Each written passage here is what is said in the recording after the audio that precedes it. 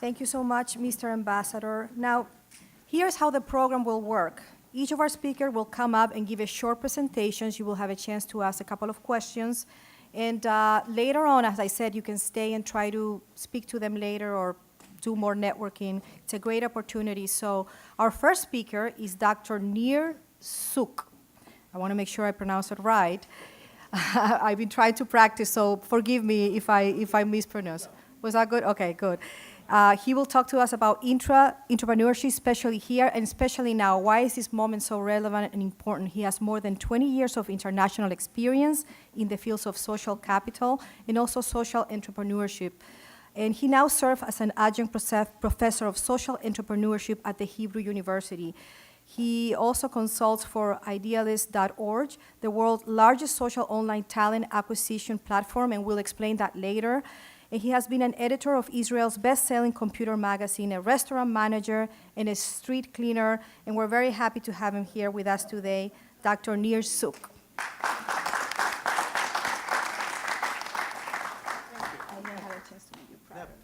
Perfect, wonderful.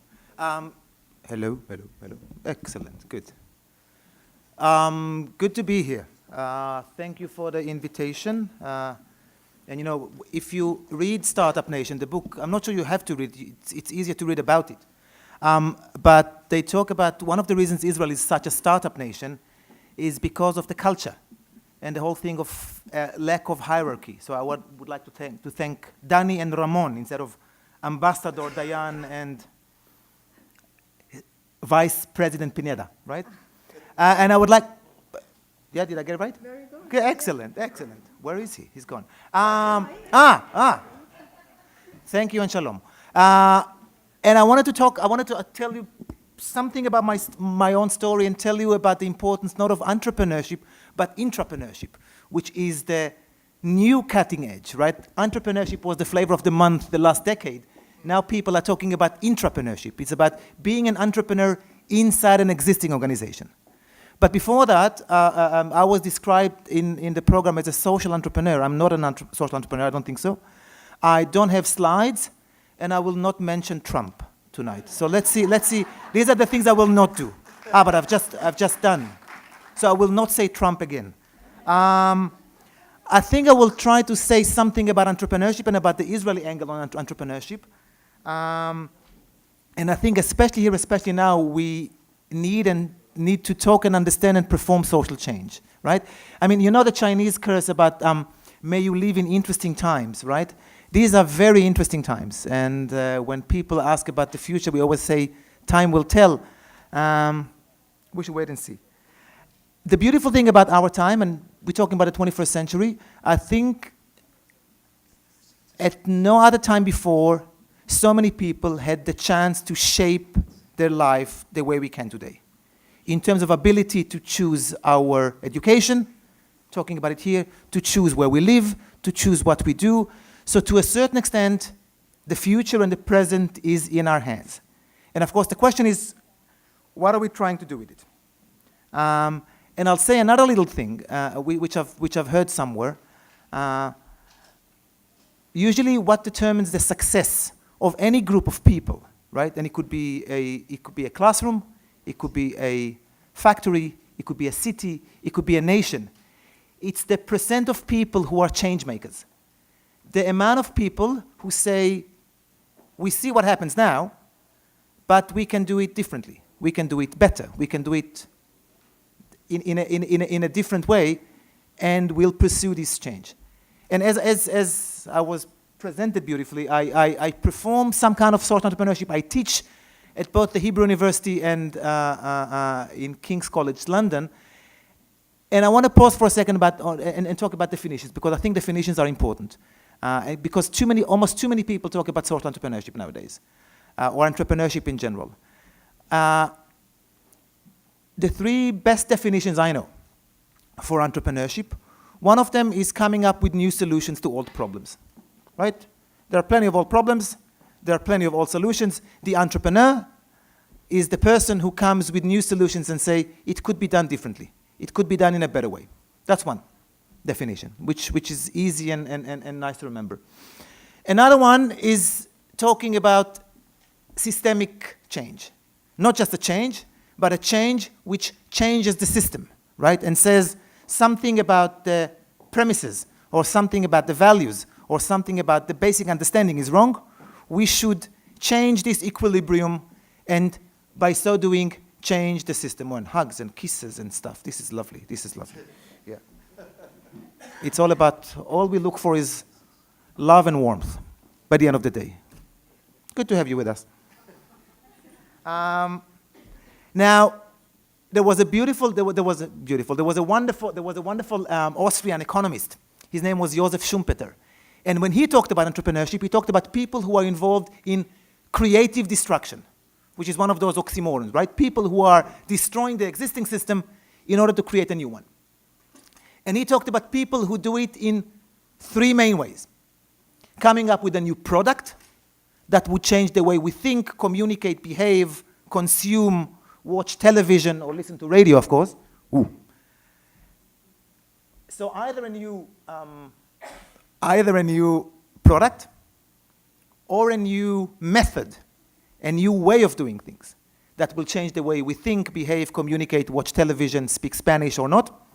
And the third one is discovering a new field that changes all the things we knew in the past. When I ask, I mean, had it been a normal class that I give, I would have asked you, what do you think is a typical new product, or a typical new system, or a typical new field? Usually people talk about either, the car or the telephone as a new product. Talking about the rotating assembly line is a wonderful example of new way of doing things. And when people are asked about new field that changes the way in which we think, behave, communicate, I think the best answers I've heard are nanotechnology and genetic engineering. If you think about it, genetic engineering changes us, changes the thing we eat, changes the thing we have next to us, and nanotechnology is similarly, right? I mean, you change the atoms and the things. So he talked about people who do that, and then something like 20 years ago, people said, just like you have those crazy entrepreneurs who are involved in creative destruction in the field of technology and science and whatever, you have equally crazy people who do these things for social change, right? And those people, and that's the best definition I know about entrepreneurship, those people change the fishing industry.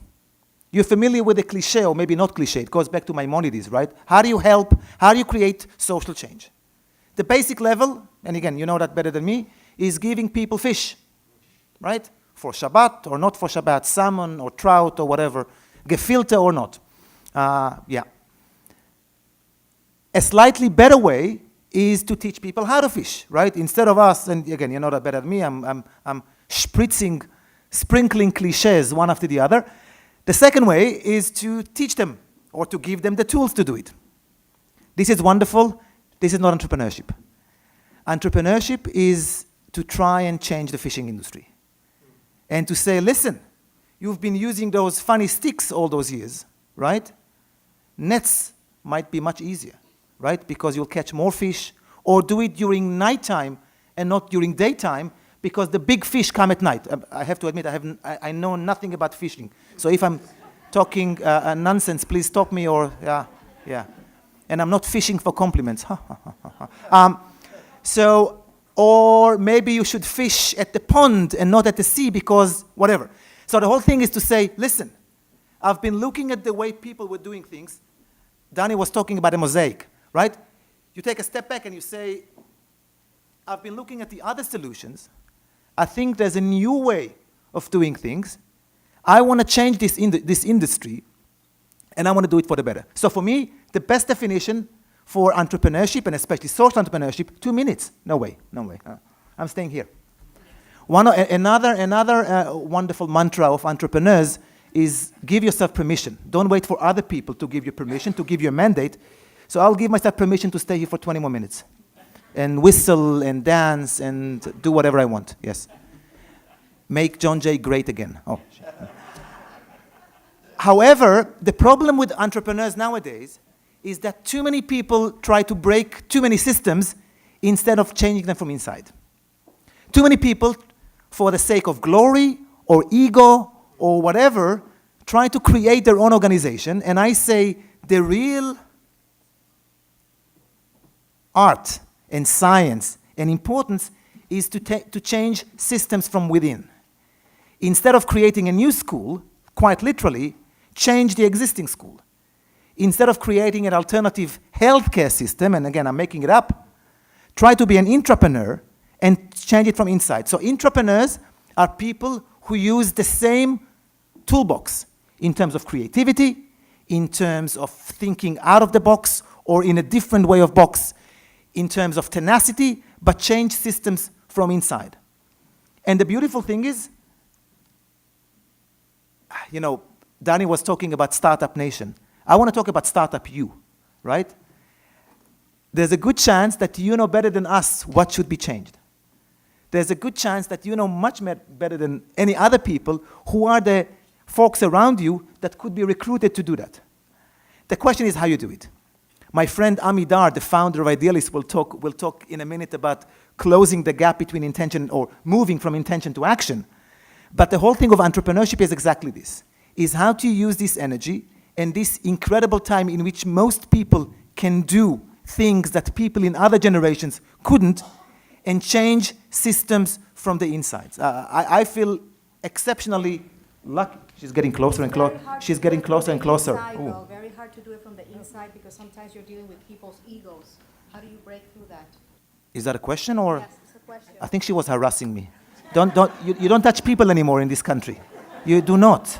Where we're Latins, we touch. Ah, in that case. So going, that's one of my questions, talking about within. No, so I want to just conclude, if I may conclude. Sure.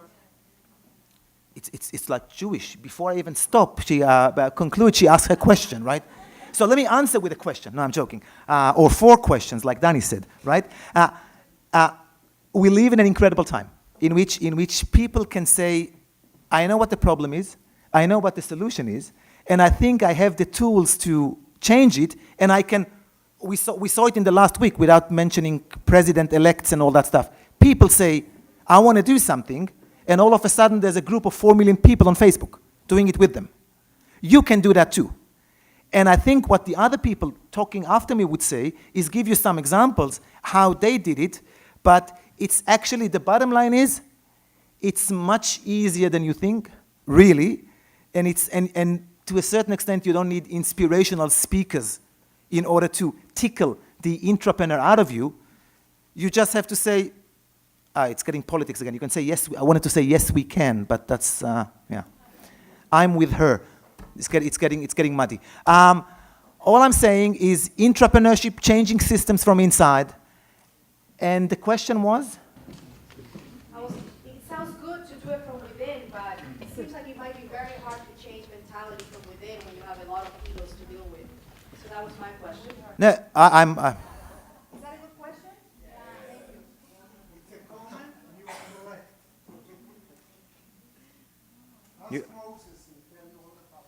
you. It's becoming a little debate here. Fantastic. No. And there are going to be some dances and circles of horror in a minute. No, egos are there everywhere. And of course, it's almost easier to say, I don't like the system, I'll defect and create another one. More often than not, it's more difficult to stay, but it's more valuable in terms of impact. It's more effective to stay inside and fight the egos and fight your own ego, right? Because everybody nowadays wants to be the president and CEO of this new organization. I'm the president and CEO of blah, blah, blah, blah, blah. It's more difficult, ego-wise, but I would say more effective, to stay the head of this division in the old organization and to pioneer change from inside. But that'd be my take on it. Or as another good Jew said, Groucho Marx, he said, these are my principles. And if you don't like them, I have others. So I can come up with other solutions if you want me to. More questions? Anybody who wants to ask a question can come this way, please. Happy to pay for, no, maybe. Just because I agree with the lady, can you come with few examples? I can give you 100 examples that things don't work from within. unless you go bankrupt almost. Fantastic. I'll give you. I thought, yeah. I was waiting with the example. So I brought to Israel an international organization called Ashoka, dealing with social entrepreneurship, and we did some educational activities in one of the Arab villages in the north, Arab cities actually, Al-Fahim. Al-Fahim, it's a big city in the lower Galilee. If you've been there, very hilly city, right? There's a lot of hills, right? And we worked with kids because we think that social change is not only for grown-ups or politicians or business people. Thank you. It's not only for grown-ups, it's for kids. And sowing the seeds as early as possible is the best. We talked to kids, what is the change you're looking for, right? And first they talked about global peace and planet Earth. When we went down, we realized that many of them have issues with infrastructure in their village, right? One of the kids had issues with one of the speed bumps in Al-Fahim. And his change was to convince the city to mark them properly with this phosphorus color. It will not change the world. It will not bring him any Nobel Prize. But he collected his kids, and we're talking about 14-year-old kids, right? Who realized we shouldn't wait for the city to do it. We can do it ourselves. They collected money, petitions. The first time the mayor came to the youth center was to tell those kids, you're incredible, we're going to do it with you. So this is a super simple example of how you do it from inside. I hope I answered your question or not, BlackBerry. Yeah. I don't view it as a real good example. In corporate life, I can give you 10 examples for each one you give. Fantastic. So we can have a conversation. So your name is? Join Yoram and myself afterwards at the reception for 10 examples for each one I give. Thank you, Yoram. Thank you so much for a lively speech. Thank you so much.